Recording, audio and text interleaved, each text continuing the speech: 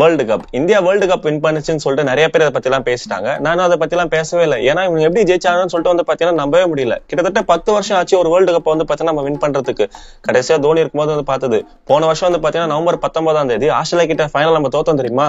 அதுல இருந்தே நான் இன்னும் வெளியே வரல. டோர்னமெண்ட் ஃபுல்லா நல்லா விளையாட ரோஹித் ஃபைனல் வந்து சொதப்போனா. பின்னாடியே ரிஷப் பந்த், இன்னொரு பக்கம் சூரியகுமார் யாதவ் பபுல் காம் போட்டுனே வந்தான். 2 மின்னு மல்றதுக்குள்ள வந்து பாத்தீங்கன்னா திருப்பி வெளியே போ. 40 ரன்ல 3 விக்கெட். நிறைய பேர் வந்து கேட்டாங்க கோலியை நீங்க பேக்கப் வச்சிருக்கீங்களான்னு சொல்லிட்டு. அன்னைக்கு ரோஹித் சர்மா சொன்னா அவன் கத்துக்கிற மொத்த விட்டே வந்து பாத்தீங்கன்னா ஃபைனல் வந்து இறக்க போறான்னு. கரெக்டா வந்து பாத்தீங்கன்னா இறக்கிட்டான்.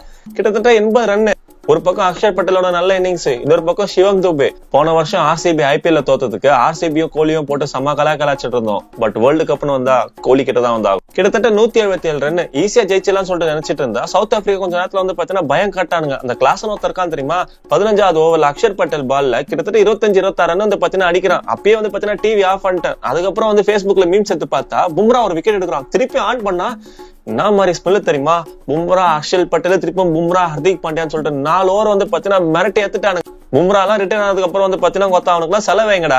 20வது ஓவர் கிட்டத்தட்ட 16 ரன் அடிக்கணும். ஹர்திக் பாண்டியா போட அங்கிருந்து மில்லர் 6 லைனுக்கு பால தூக்கி அடிக்க, இங்க சூரியகுமார் கேட்ச் பிடிக்கும்னு சொல்லிட்டு 2 கொட்டையை வந்து பாத்தீங்கன்னா கலங்கிடுச்சு. தோனிக்கு ஒரு ஸ்ரீசாந்த்னா ரோஹித்துக்கு நீடா என்னமோ பண்ணி வந்து பாத்தீங்கன்னா ஜெயிச்சிட்டானுங்க. ஆனா உங்களுக்கு எந்த அளவுக்கு வந்து பாத்தீங்கன்னா சவுத் ஆப்பிரிக்கா மேல நம்பிக்கை இருந்துச்சோ இல்லையோ, ஆனா எனக்கு இருந்துச்சு. நம்மளே தூக்கி போய் வந்து பாத்தீங்கன்னா கப்ப கையில கொடுத்தாலும் கீழே போட்டு வச்சிருவானுங்க. 30 பாலுக்கு 30 ரன் கூட அடிக்க முடியாத ஜோக்கரா நீங்க. இவனுங்க ஜெயிச்சிட்டானுங்கன்னு சொல்லிட்டு சந்தோஷப்படுறதா இல்ல ரோஹித் கோலி ஜடேஜா ரிட்டையர் ஆயிட்டாங்கன்னு சொல்லிட்டு வருத்தப்படுறதா எனக்கு தெரியல. மறக்காம சர்ப்ரைஸ் பண்ணுங்க. தேங்க்யூ.